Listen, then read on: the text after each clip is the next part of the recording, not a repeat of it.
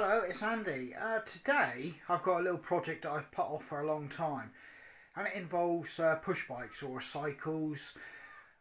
We don't really buy any, we just basically recycle, upcycle is the modern term. Just basically, if we see a bike that's going for free or nobody wants it, or people donate it, as in say, oh, do you want a push bike? I take it, I fit it up, and we ride them. The reason I don't spend out on push bikes is because why? So many end up in the dumps. You go to the dumps, and basically all it is they've become old and tired. I don't mind that where we live because obviously with the road conditions and shall we say the actual way that and how we ride them here, there's no requirement for us to have £1,000 or 2,000, or even when I worked at a factory I knew people that spent best part of about 2.5–3 grand on these high-end carbon fibre should we say racing bikes. All well and good if you got the money and if you're doing the Tour de France, but for us out here, just burning around the lanes, what we have got does us. But today I'm going to take one that's been salvaged, shall we say, and I'm just going to not restore it, not renovate it, shall I say. It's just basically get it in a usable condition so that we can use it. Well, there you go. There's our current collection. Obviously, this one's for the youngest. This one here is the next step up. This little red one. Scooters and God knows what else there. But anyway, obviously we got a lady's bike in behind there for the eldest daughter. A mountain bike, boys mountain bike, but I occasionally get on it. I've got mine, which is a cruiser. And if you're wondering what this contraption is, I'm not going to say actually, but you can probably figure it out. And in behind that one there is currently being used by my eldest son. And this is the bike in question we're going to fit up and see what we can do just to get it back working. There's a few things I've got to sort out on it, which is brakes, chains, tyres, straightening and tightening things up, and I've also got a bent handlebar here which I'm going to straighten. So I suppose it's to drag it down to the woodshed and start this. This handlebar is looking quite bent. I'm not sure how I'm going to straighten that, but I'll figure something out. It's got traditional V brakes on the back wheel, and it's got a disc brake on the front. Anyway, I'll get it out down the shed and we'll go through this and get it so that it can be used on the road. Okay, we'll put the seat down and adjust that, and you should be good to go on that by the time I've finished with it. And Corey, we will get some batteries for your electric tractor, even though it's not summer yet. And that one there, you want to have a go on that one? Okay, we'll sort that out in a minute. Just let Daddy get this one sorted and we'll see where we are with everything at the moment. We'll have it all up and running for summer. Up and down. Cody, here we go. Corey's a bit slow. Right, you let him have a go. Up, bring it right to the top and slow. There. Nice and slow. That's it. Right to the top. Do you want Daddy to do it? Yeah. It's hard work, isn't it? Pumping tyres. Right. I've straightened handlebars. It's been a pretty unconventional method. Basically, I've just put a bar on the end of the handlebar as far as I could go, not up into the gear connector or exchange, because obviously that would snap it. I think I've pretty much got it as level as I'm going to get. It was bent right the way around and down.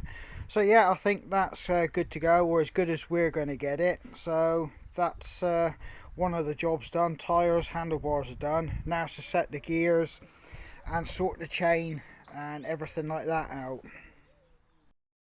That's not looking too bad actually. I'm quite pleased with that. You know, really I should have heated that bar up, but it's done the job. You're on the road. Whoa, Cody's pushing you. Getting in. Off you go. Bye. That one's free rolling. Do the back wheel.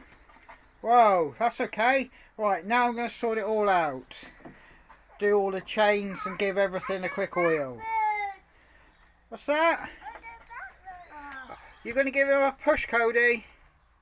That's it. Give him a push. Whee.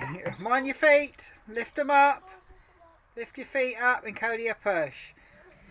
So you've got to get it on the level, I think, first. Oh, you might have to get out, Corey, and put it on the grass first. Or can you pull it, Cody? There.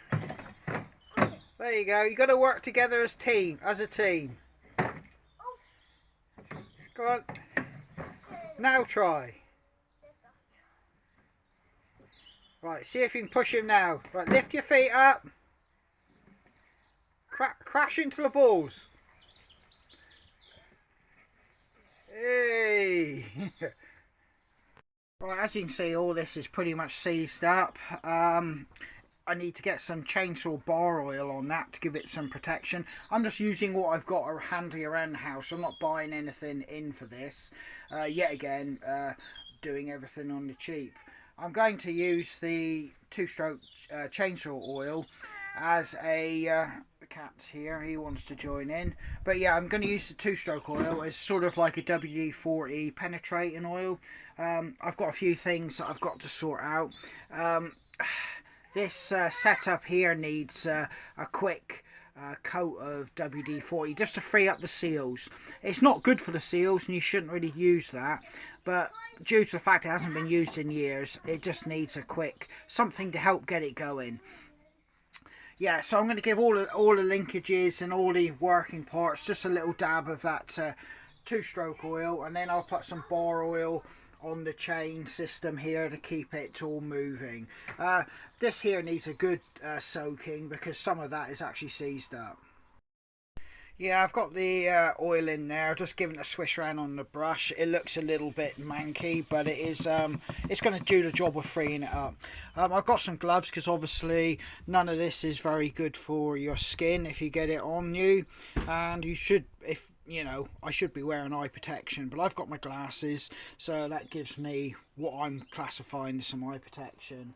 Anyway, so I'm going to put this on, and I'll quickly show you how, if that makes a difference once I've done it. Whoa!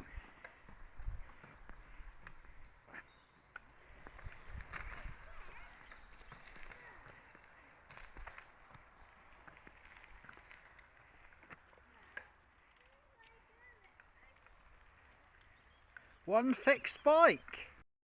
Well, that ended up being a success. We've got another bike back on the road, and that's what it's all about.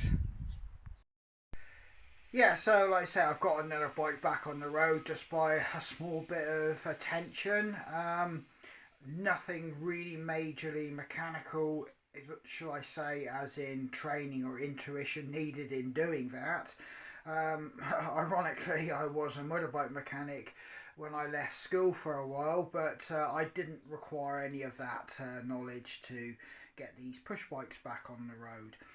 I'm not trying to be judgmental. I mean, if you work hard and you've got the money and you spend it on top of the line bikes, crack on and well done you. I mean, I think that's fantastic, but this is just basically me just pushing out there is another alternative. And with the way the world is these days, as I keep saying, people talk about recycling, uplifting and making do and mend. I've just got that philosophy installed in me, and I shall probably do this right the way through my push biking life, and indeed try to encourage my two young boys to do it.